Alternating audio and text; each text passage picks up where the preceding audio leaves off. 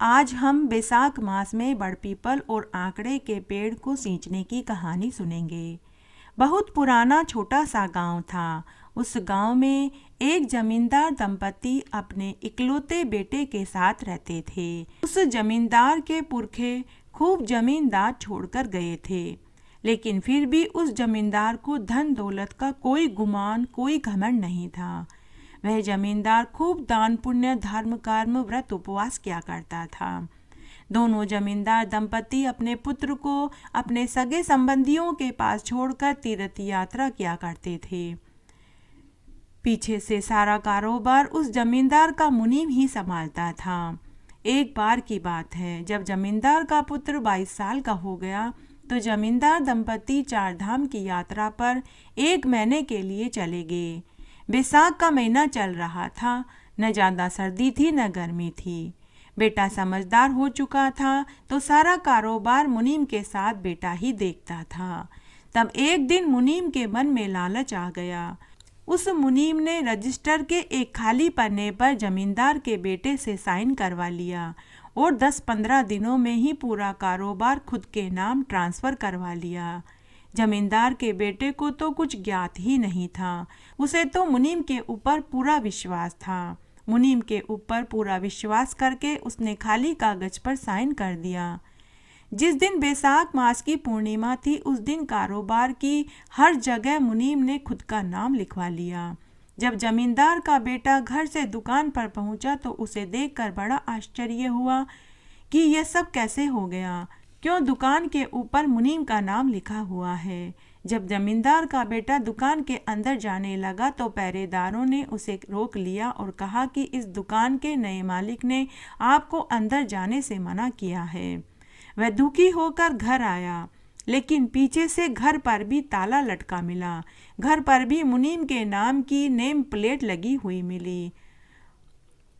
उस दिन बैसाख पूर्णिमा का दिन था। सुबह से भूखा प्यासा वह सब जगह मदद मांगता रहा, लेकिन किसी ने भी उसकी मदद नहीं करी।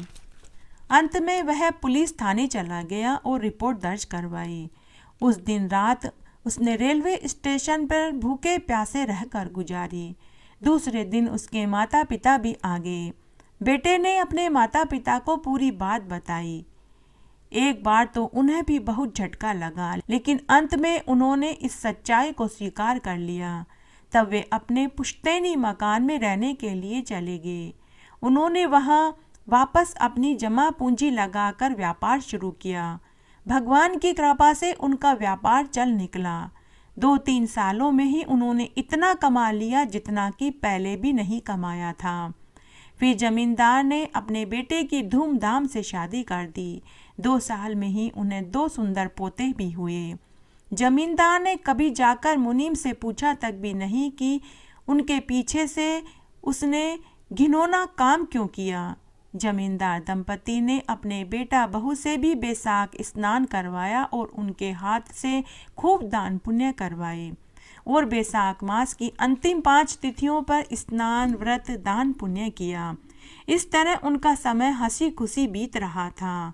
तभी एक दिन एक व्यक्ति जमींदार के घर आया और उसने कहा कि मैं अस्पताल का कर्मचारी हूँ। आपका कोई मुनीम हमारे अस्पताल में पड़ा अंतिम सांसें ले रहा है और वह बार बार आपको याद कर रहा है। कृपया आप मेरे साथ अस्पताल चलिए ताकि वह सुख से मर सके। तब उसी समय जमींदार दंपति अपने बेटा बहू को लेकर अस्पताल में पहुँचे। तब उनका मुनीम अंतिम सांसें ले रहा था।